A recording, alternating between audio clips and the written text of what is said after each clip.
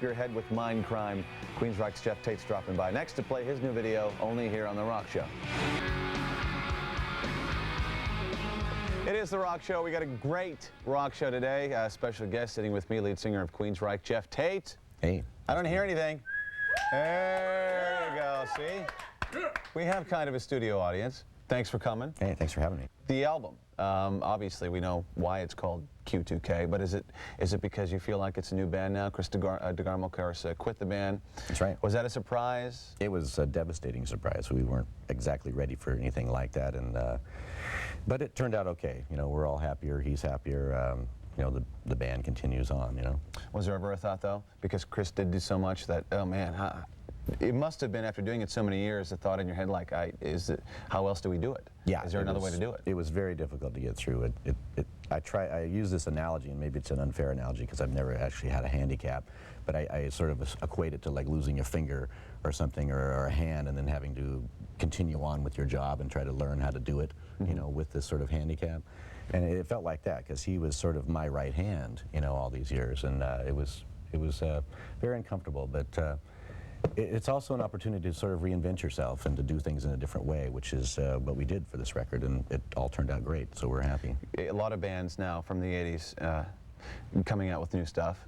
AC/DC's got a new record out. Yeah. A lot of the bands, like last year, the Scorpions put out a new record, Eye to Eye, which didn't do very well at all. They went ahead and experimented with all this electronica and this different sound.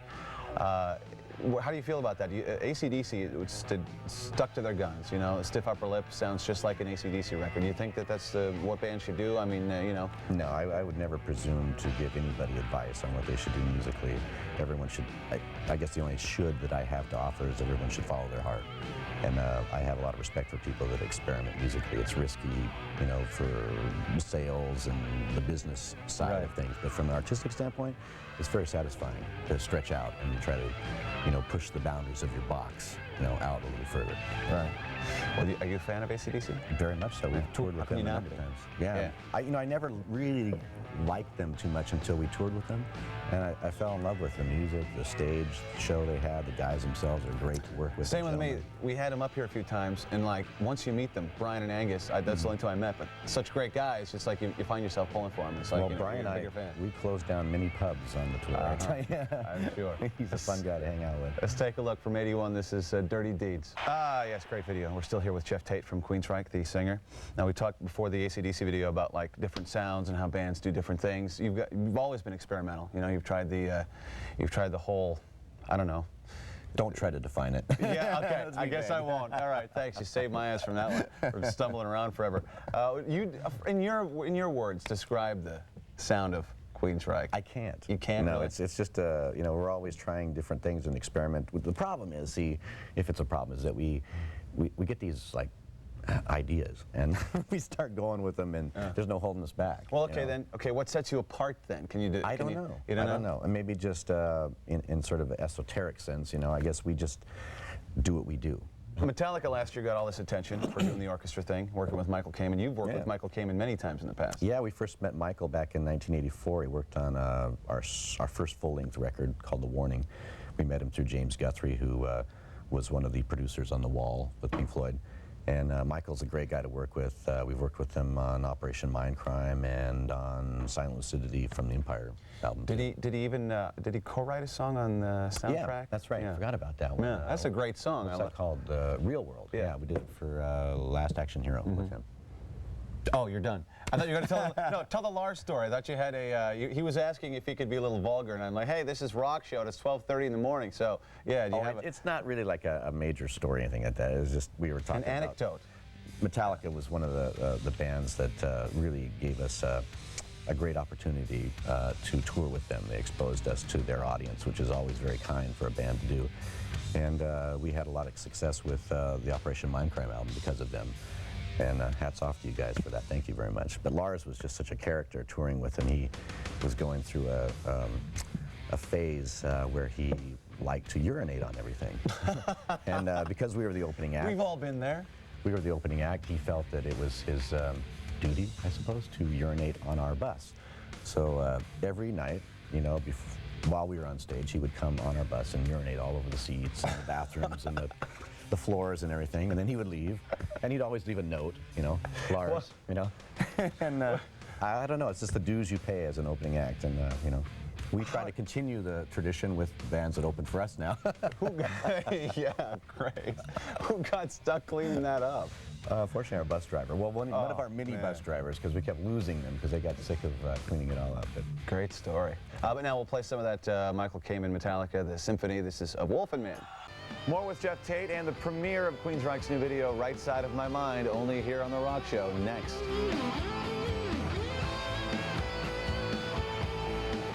Right, keep watching The Rock Show.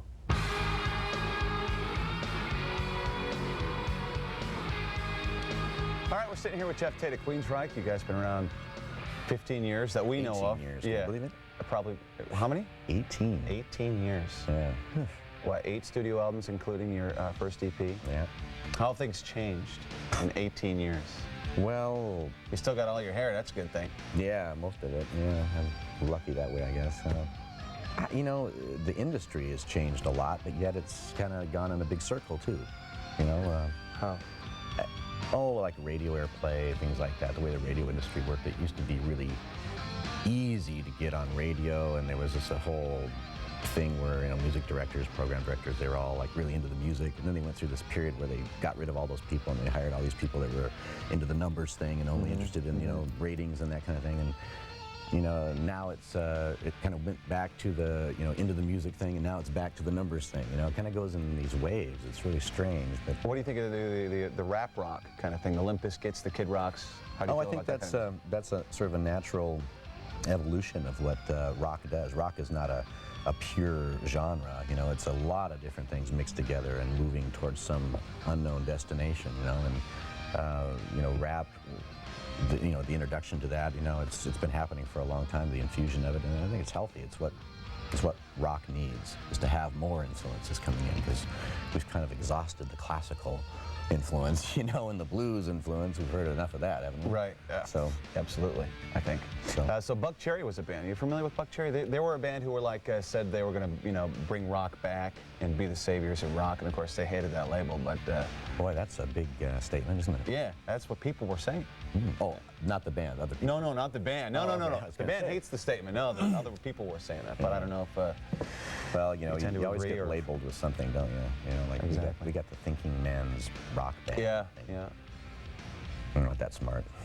You roll your eyes. This is Buck Cherry's latest. This is Check Your Head. All right, coming up, a killer Queensryche tune and more with the man here, Geoff Tate, when The Rock Show continues next.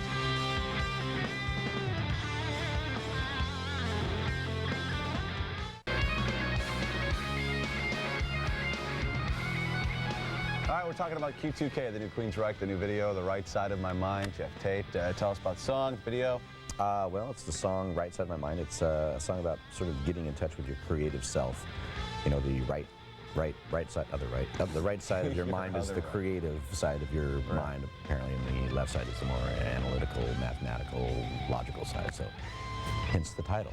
And the video is done by these really wacky guys who do computer-generated animation up in Seattle, where we live, and it sort of stars this character who's in this sensory deprivation tank where you can't actually touch or feel or experience any kind of sensory feeling unless that is programmed to him. And he sort of makes his way throughout the song, becoming more and more kind of in touch with himself, becoming more human as he goes along. It's filled with all these really amazing animations, very surrealistic, kind of takes you into another kind of headspace. It's very psychotic. Well, cool. I want to see it. Why don't you introduce it, the world premiere? Well, if I say more, then I'm introducing it, so go ahead. Okay, this is The Right Side of My Mind.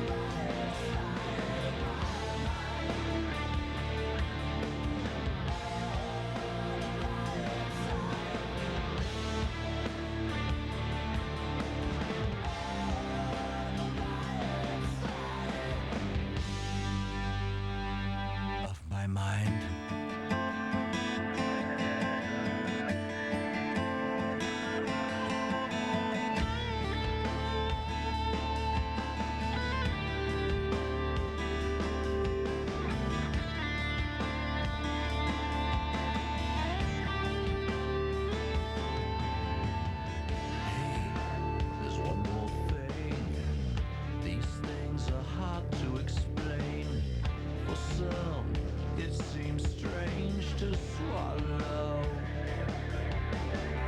The frontiers of our minds is the last place we find, but maybe the first place we should go.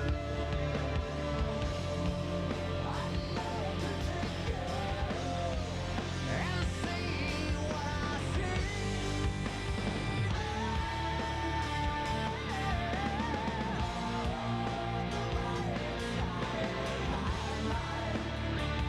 I'll see you